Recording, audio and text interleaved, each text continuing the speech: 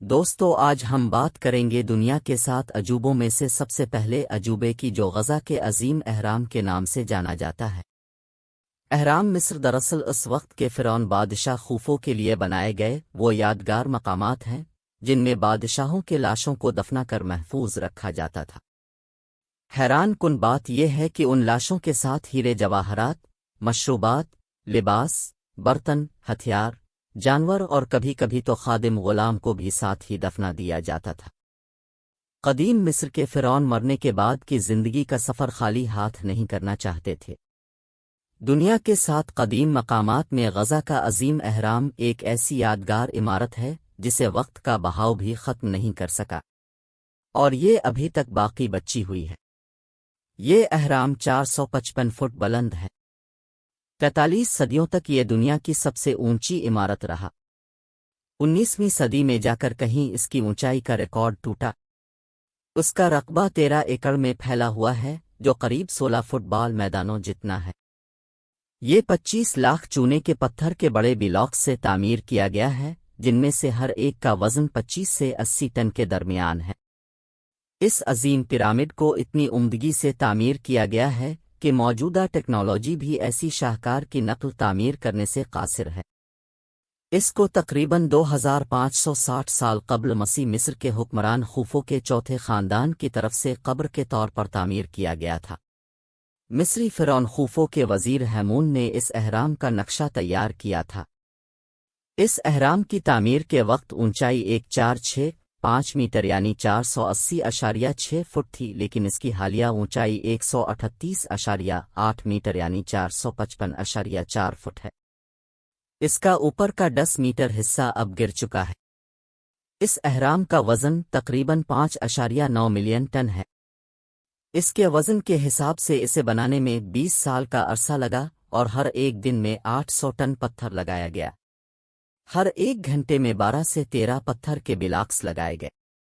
مصر کے اس عظیم اہرام کو لے کر اکثر سوال اٹھائے جاتے رہے ہیں کہ بغیر مشینوں کے، بغیر جدید آلات کے مصریوں نے کیسے اتنے وزنی پتھروں کو 455 فٹ کی بلندی تک پہنچایا اور اس عظیم منصوبے کو محض 20 سال میں مکمل کیا۔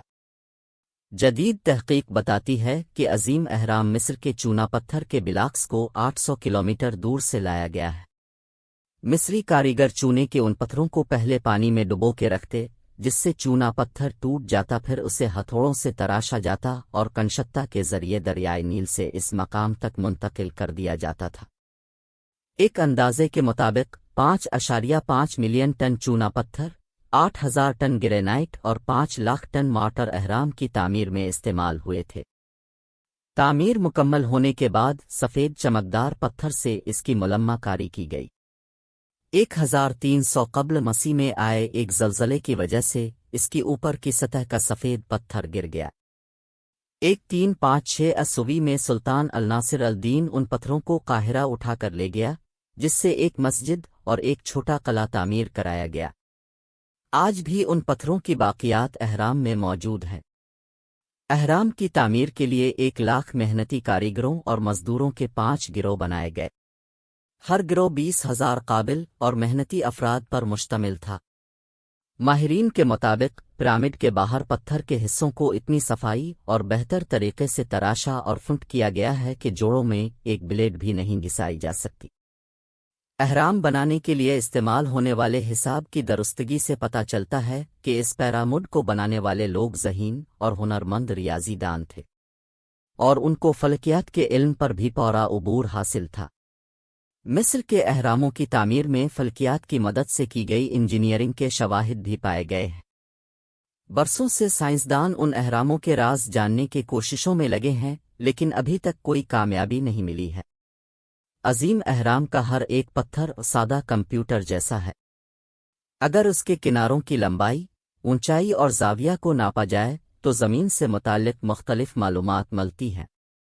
عظیم اہرام میں پتھروں کا استعمال اس طرح کیا گیا ہے کہ اس کے اندر کا درجہ حرارت ہمیشہ مستحکم اور زمین کے اوسط درجہ حرارت 20 ڈگری سیلسیس کے برابر رہتا ہے۔ اگر اس کے پتھروں کو 30 سینٹی میٹر موٹے ٹکڑوں میں کاٹ دیا جائے تو ان سے فرانس کے چاروں طرف 1 میٹر اونچی دیوار بن سکتی ہے۔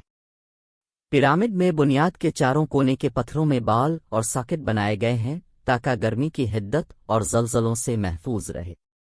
मिस्री लोग अहराम का इस्तेमाल तिब, कैलेंडर, ज़मीन की रफ्तार और रोशनी की रफ्तार को जानने के लिए करते थे। अहराम को रियाजी की जाए पैदाइश भी कहा जाता है, जिससे मुस्तकबिल का हिसाब किया जा सकता है। दोस्तों, ये थी चंद अजीब और हैरान कुन मालूमात जो कि दुनिया के इस अजूबे के बारे में थीं।